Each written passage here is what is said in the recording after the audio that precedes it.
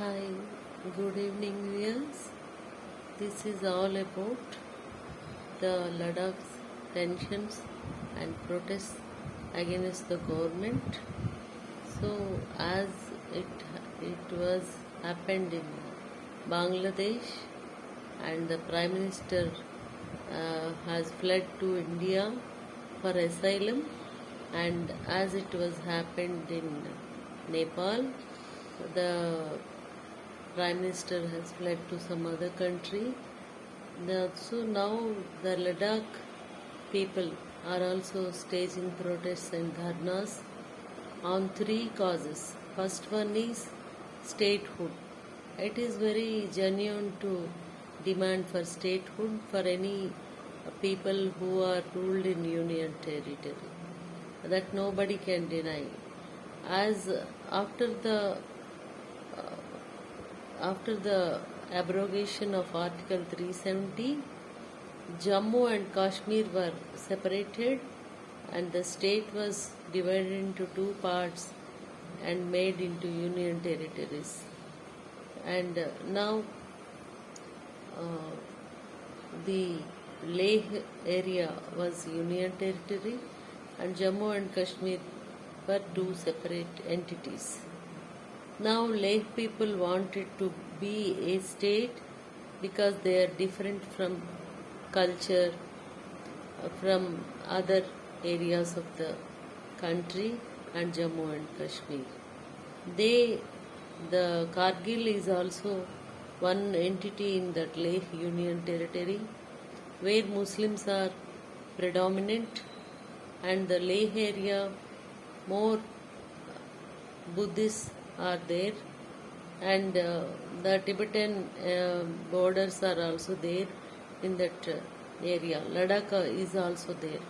So the Ladakh area was separate union territory now, and so they wanted Ladakh to be a separate state. So Wangchuk is the leader of the protests against the government. Many people were killed, youth, and many were injured. So in this connection, their primary demands are as follows. First one is statehood, and the second one is to be included in sixth schedule of the Constitution of India, and the third one is climate change. Because of the affected climate change, the climatic change is so vigorous that all the glaciers are getting liquidated and flooding. The rivers are flooded and the people got their habitats flown away in the floods.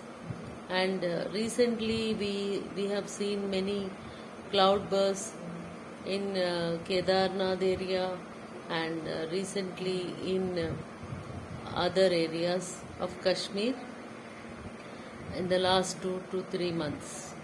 So this is climatic change, not the effect of only in India or not the effect of tourism. It is a worldwide effect throughout the globe.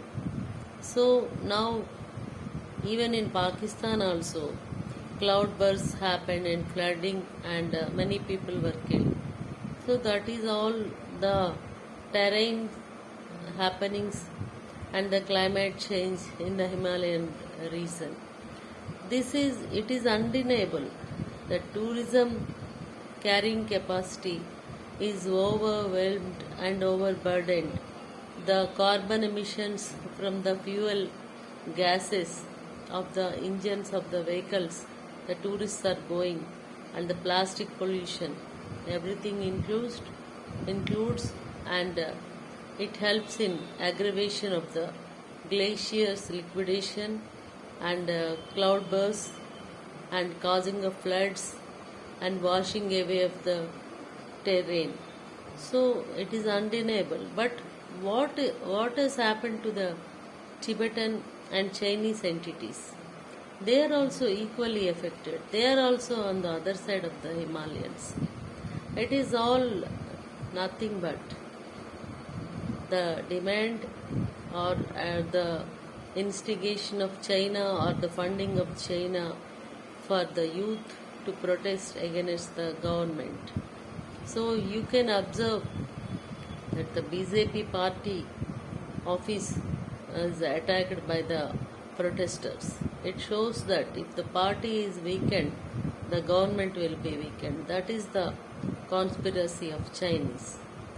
So now, why the people are demanding for their union territory to be included in 6th schedule of the constitution? Like Meghalaya, Assam, Tripura and Mizoram, they were in 6th schedule.